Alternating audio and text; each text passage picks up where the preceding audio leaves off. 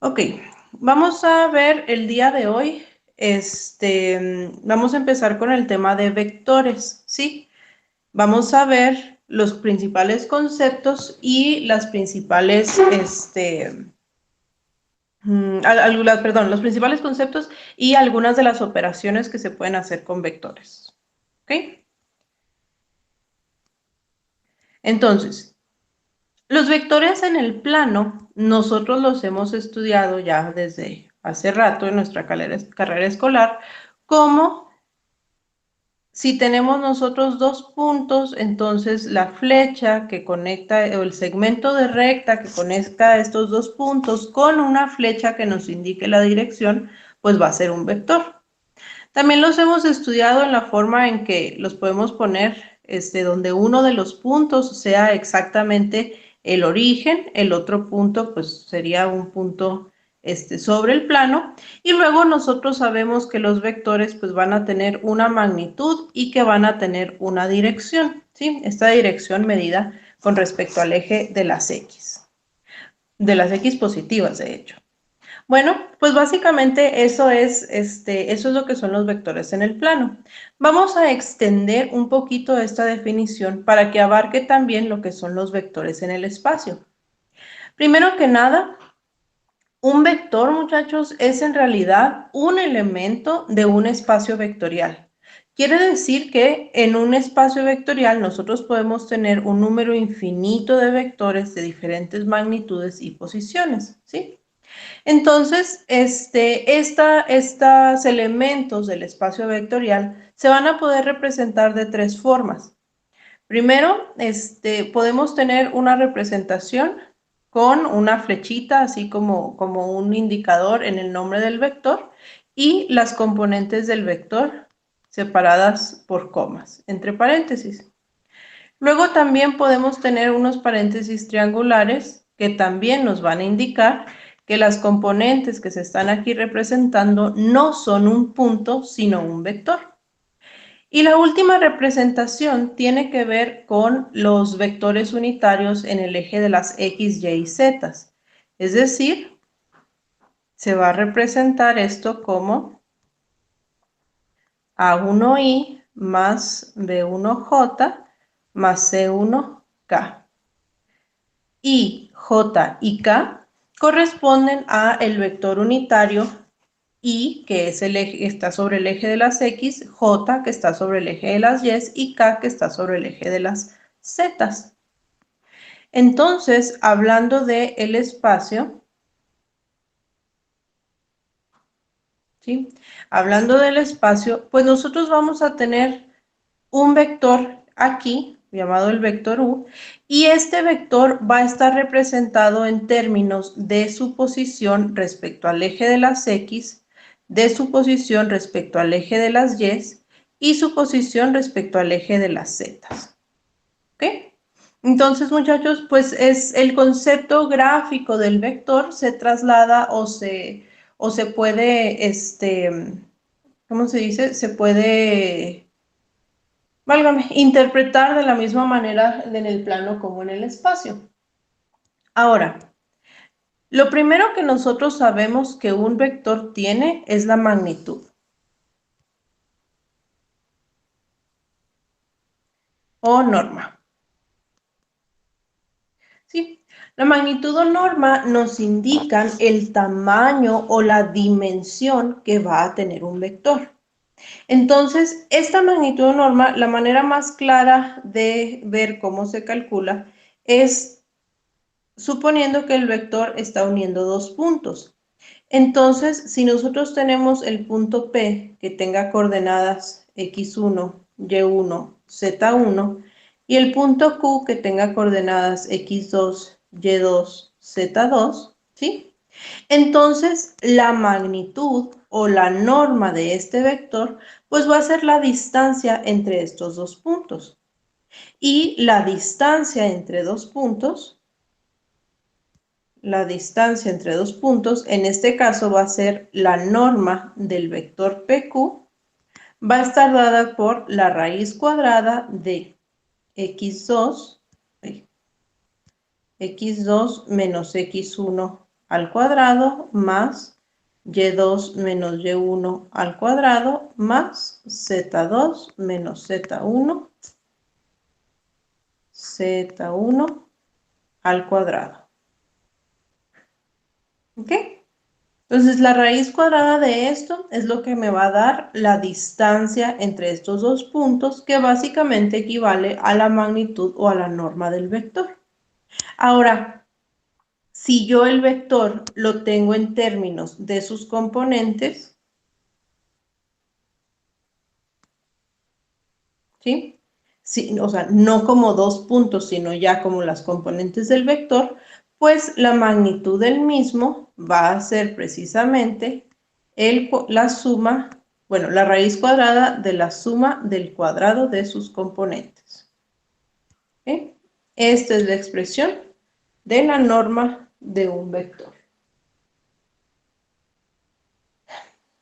Otra cosa que nosotros conocemos es, bueno, ya sabemos el tamaño que va a tener el vector, ¿sí? Pero ahora tenemos que saber también cuál es su dirección. En el plano, volverlo a graficar aquí. En el plano, si nosotros tenemos este vector, la dirección que estamos buscando es el ángulo θ, que es el ángulo que se forma con el vector y el eje de las x positivas. Ese es el ángulo que estamos buscando. Entonces, nosotros sabemos que este vector pues tiene una componente en y va a tener una componente en x. Vamos a llamarle A y B. ¿Okay? Entonces, lo que vamos a tener aquí pues es un triangulito de este tipo.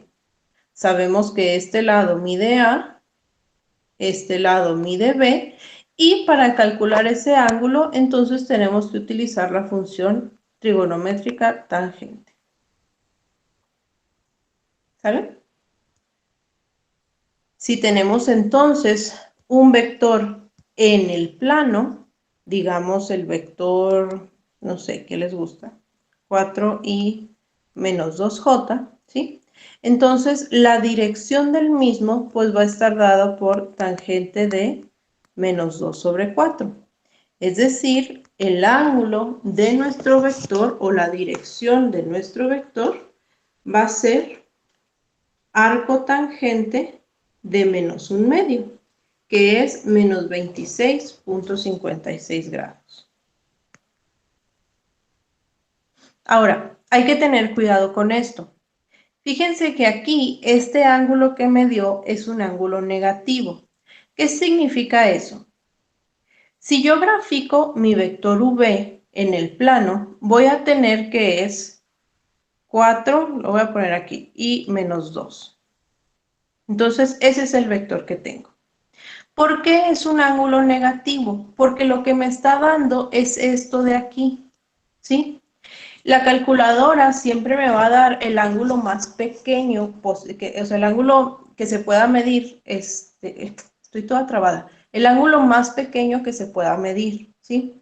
Entonces, en este caso me está dando un ángulo negativo porque lo está midiendo en sentido de las manecillas del reloj, o sea, del eje de las X hacia abajo. Pero a mí no me interesa ese ángulo. El ángulo θ que a mí me debe interesar es este de aquí, ¿sí? El que se mide en el sentido antihorario con respecto al eje de las X positivas. Entonces, para determinar exactamente cuál es la magnitud perdón, no la magnitud, la dirección del vector que yo estoy planteando, ¿sí? Respecto al eje de las X positivas, pues a este ángulo que me dio le vamos a sumar 360 grados.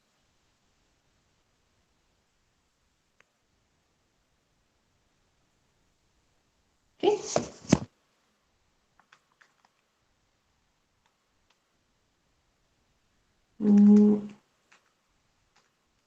Y va a ser 333.44. Esta es entonces la dirección del vector dado. ¿Sí? Hay que tener cuidado cuando estamos calculando la dirección de un vector en el plano, de dónde está posicionado el vector. Si está en el primero, bueno, acá lo pongo. Si está en el primero, en el segundo, en el tercer o en el cuarto cuadrante. Dependiendo de dónde esté el vector, el ángulo que me da lo voy a tener que interpretar. Si está en el primer cuadrante, lo que me dé la calculadora, ese es el ángulo, ¿sí? Sin problema. Si está en el segundo cuadrante, lo que me dé la calculadora va a ser este ángulo de aquí. Quiere decir que a ese resultado, que va a ser un ángulo negativo, le tengo que sumar 180 grados para medir el ángulo que en realidad me interesa. Si el vector está en el tercer cuadrante, entonces el ángulo que me dé va a ser este de aquí. Pero como yo necesito el ángulo completo, entonces también le tengo que sumar 180 grados. En este caso, en el tercer cuadrante, el ángulo va a ser también positivo, ¿sí? Entonces va a quedar un ángulo más grande de 180 grados. Y como ya lo vimos, cuando estemos aquí en el cuarto cuadrante, el ángulo que me dé va a ser este. Entonces le tengo que sumar, es un ángulo negativo, y le tengo que sumar 360 grados para completar el ángulo que a mí me interesa. ¿Sí? ¿Está claro ahí? ¿Preguntas? Sí, está claro. Muy bien, gracias. Ok, ¿qué sucede con, con la dirección de los vectores cuando estamos ya no en el plano, sino en el espacio? Bueno, vamos a ver. En el espacio vamos a tener nosotros nuestros ejes y vamos a tener un vector.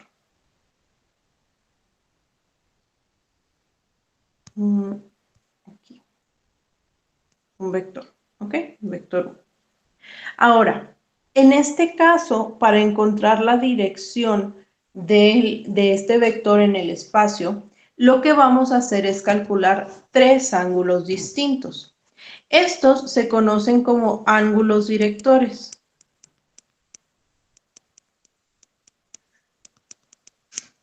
Y los ángulos directores lo que me dan es la posición relativa del vector con respecto a cada uno de los ejes positivos. Es decir, vamos a tener un ángulo director medido respecto al eje de las x positivas. Este ángulo se va a llamar alfa. Vamos a tener otro ángulo medido respecto al eje de las y positivas. Este ángulo se llama beta. Y vamos a tener un tercer ángulo medido respecto al eje de las zetas positivas, que se va a llamar gamma. ¿Sí? Para encontrar cada uno de estos ángulos directores, vamos nosotros a calcular algo que se llaman los cosenos directores, que básicamente va a ser el coseno de alfa, ¿sí? Para calcular el ángulo alfa, va a ser igual a la componente y del vector sobre su magnitud.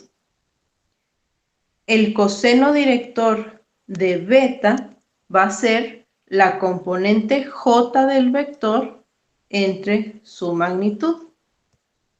Y el coseno director de gamma va a ser la componente k del vector entre su magnitud. ¿Ok? Entonces, si tenemos nosotros un vector en el espacio, vamos a decir este vector, b es igual a menos 2i más j más 3k. ¿Sí? Tenemos este vector en el espacio y queremos encontrar sus ángulos directores para determinar la posición de este vector, pues lo primero que vamos a hacer es calcular su magnitud. En este caso va a ser la raíz de menos 2 al cuadrado más 1 al cuadrado más 3 al cuadrado. Y esto va a ser la raíz de 14. ¿Ok? Luego, cada uno de los cosenos directores va a ser el coseno de alfa es la componente y del vector entre la magnitud. el coseno de beta va a ser la componente j del vector entre su magnitud. Y el coseno de gamma va a ser la componente k del vector entre su magnitud. Ahí.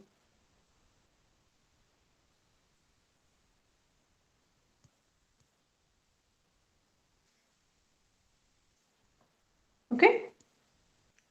Y entonces ahora sí, ya una vez que tenemos los cosenos directores, pues podemos calcular los ángulos directores. Aquí alfa va a ser menos 2 sobre raíz de 14, bueno, el arcocoseno de menos 2 sobre raíz de 14, que van a ser 122.31 grados. El ángulo beta va a ser arcocoseno de 1 sobre raíz de 14, que son 74.49 grados. Y el ángulo gamma, pues es arcocoseno de 3 sobre raíz de 14. Van a ser 36.69 grados. ¿Ok? Entonces, en este caso, ya no necesito sumarle o restarle 280 o 360. Es decir, a partir de los cosenos directores, los ángulos que obtengo ya es el ángulo medido desde el eje, desde cada uno de los ejes positivos, X, Y y Z. ¿Sale? ¿Dudas hasta aquí? Ninguno. Muy bien. Ok. Vamos a ver ahora entonces, estos son las componentes o los conceptos principales de un vector en el espacio. Vamos a ver ahora cuáles son algunas de las principales operaciones con vectores.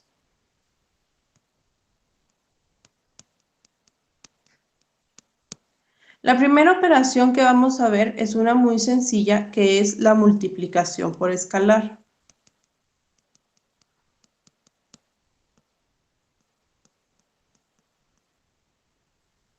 Si nosotros tenemos un vector, ¿sí?, que ya vimos que se va a expresar en términos de sus componentes, y tenemos un escalar, le voy a llamar n, es decir, un escalar es un número que no es un vector, ¿sí? Tiene solamente magnitud, pero no va a tener dirección, es decir, es un número real, ¿sí?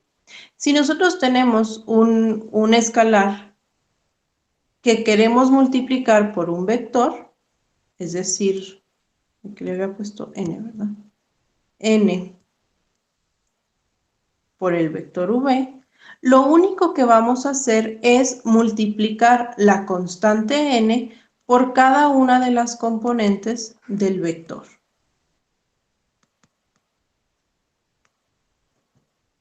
¿Ok? Entonces, nada más se multiplica el escalar por cada componente del vector.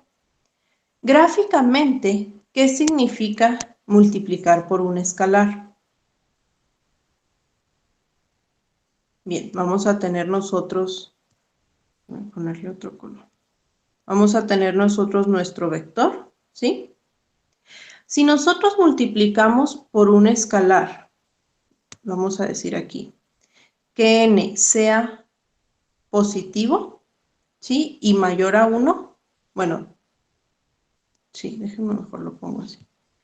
Si n, perdón, es un número positivo mayor a 1, entonces lo que va a suceder es que nuestro vector va a aumentar su magnitud, ¿sí? O sea, va a ser un vector más grande. La dirección se va a mantener, lo único que va a cambiar es la magnitud y va a ser un vector más grande.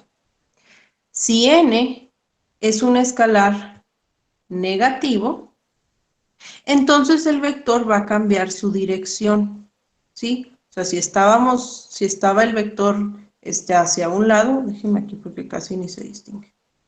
Si estaba el vector hacia un lado, entonces al multiplicar por un escalar, debe de ir en sentido completamente opuesto. Y si tenemos un vector, perdón, si tenemos un escalar, aunque sea positivo, pero que sea menor a 1, es decir, que sea una fracción, un tercio, un medio, un cuarto, si tenemos ese escalar, entonces lo que va a suceder es que el vector va a mantener su magnitud, perdón, va a mantener su dirección, pero va a ser más pequeño. ¿Sí? Entonces son los tres casos en que podemos tener, o lo que le puede pasar pues a nuestro vector cuando multiplicamos por un escalar. Si el escalar es positivo, la magnitud, si el escalar es positivo, la dirección se mantiene, pero la magnitud puede crecer o puede disminuir. Y si el escalar es negativo, entonces tanto la dirección como la magnitud van a cambiar. Bien. La otra operación que se puede realizar con los vectores es la suma. ¿Sí? Si tenemos nosotros dos vectores,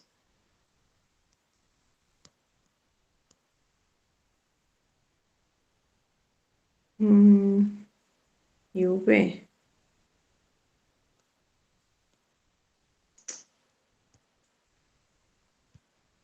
b2, c2, ¿sí? Si tenemos nosotros dos vectores, entonces la suma de ellos es la suma de cada una de sus componentes. Entonces, al sumar dos vectores, vamos a obtener un tercer vector cuyas componentes es la suma de los dos vectores anteriores. Es decir, esto va a ser A1 más A2, B1 más B2, C1 más C2. ¿Sí? Por ejemplo, si tenemos los vectores U y V, y los queremos sumar, pues vamos a tener que sumar cada una de sus componentes. Tendríamos 3 más menos 4, más 2 más 0, más menos 1 más menos 1, k. Es decir, que el vector resultante de esta suma sería menos i más 2j menos 2k. ¿Ok? Algo similar va a suceder con la resta. Cuando nosotros tengamos dos vectores, A1, B1, C1 y A2, B2, C2, y los queramos restar, pues el resultado va a ser un nuevo vector que tiene como componentes la resta de los anteriores.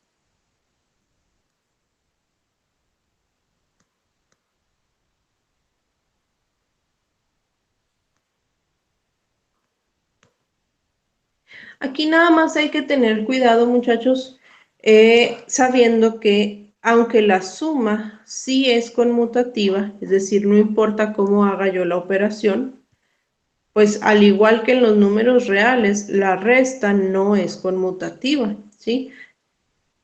Entonces hay que tener cuidado en cómo hacemos la operación. De hecho, la resta, si yo hago la operación al revés, pues lo que me va a dar es un vector con dirección contraria, ¿sí? O sea, cambia el signo. Entonces, sí hay que tener cuidado con eso. ¿Sale? ¿Dudas en esto? Ninguna. Ok. Pues básicamente estas son las operaciones básicas que se pueden realizar con los vectores. Vamos a ver también lo que son los productos que se pueden realizar con vectores. Estos van a ser el producto punto y el producto cruz. Pero esos ya los vemos la siguiente clase. Si pueden detener la grabación, por favor.